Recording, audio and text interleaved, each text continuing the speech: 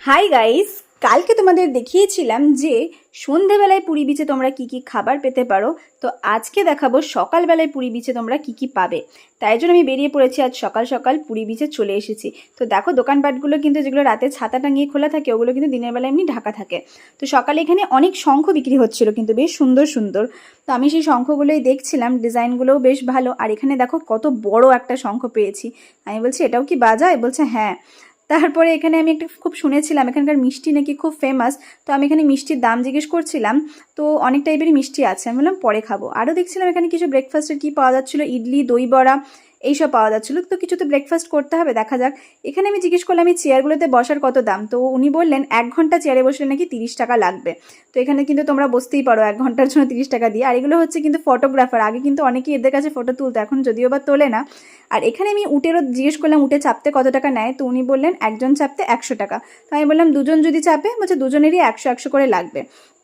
তারপরে আমি সমুদ্রের একটু হাওয়াটা এনজয় করতে এলাম, ভাবলাম কিছু আজকে লেখা যাক।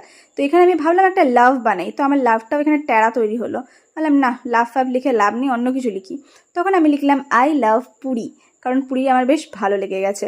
তো এরপরে আমি ভাবলাম আজ তো দুপুরবেলা আসবো আমি এখানে স্নান করতে, তো সকালবেলা একটু পাটা ভিজিয়ে নেওয়া যাক। কি দারুণ যে লাগলো, পাটা ভিজিয়ে চলে গেল সমুদ্রের ঢেউ। তো এবার ভাবলাম মিষ্টি খাওয়ার সময় চলে এসেছে, তো মিষ্টি খাওয়ার আগে একটু নোনতা কিছু খাওয়া যাক। তো তাই জন্য ভাবলাম সিঙ্গারা খাই। তো এখানে দেখো কি কিউট কিউট ছোটো ছোটো দেখতে সিঙ্গারা না। 30 টাকায় 6 পিস সিঙ্গারা পেয়েছিলাম। সিঙ্গারাগুলো সত্যিই খুব ক্রিস্পি ছিল আর খুব ভালো খেতে ছিল, আমার তো বেশ ভালো লেগেছে। আর এগুলোর ভেতরে কি ভরা রয়েছে দেখো, ভেতরে ভরা রয়েছে আলুগুলোকে চৌকো করে কেটে ভেজে সেগুলো ভরা রয়েছে, বেশ ক্রিস্পি আর ভালো খেতে। তো এরপরে ভাবলাম চলো তাহলে মিষ্টিটা ট্রাই করা যাক। এখানে দেখো অনেক কিছু আছে, মদন মোহন আছে, রসগোল্লা আছে, ছানার জিলেপি আছে। আর এই মিষ্টিটার নাম কী বললো কি জানি, ভুলে গেছি। আর এটা হচ্ছে ছানা পোড়া, সবগুলোই 10 টাকা, শুধু ছানা পোড়ার দাম হচ্ছে 20 টাকা। তো এখানে আমরা নিয়েছি মদন মোহন, শুনেছি মদন মোহন নাকি খুব ভালো খেতে। তো এখানে আমি ট্রাই করলাম, বেশ ভালোই লাগলো। সকালের সময় চা না খেলে কি আর হয়, তো এখানে খেয়ে নিলাম চা। তো ব্রেকফাস্টে কী খাবো দেখো, আমাদের পেয়ে গেছে। আমরা এখানে এসে মুড়ি আর পেঁয়াজি আর চপ কিনেছি সকালের ব্রেকফাস্টের জন্য।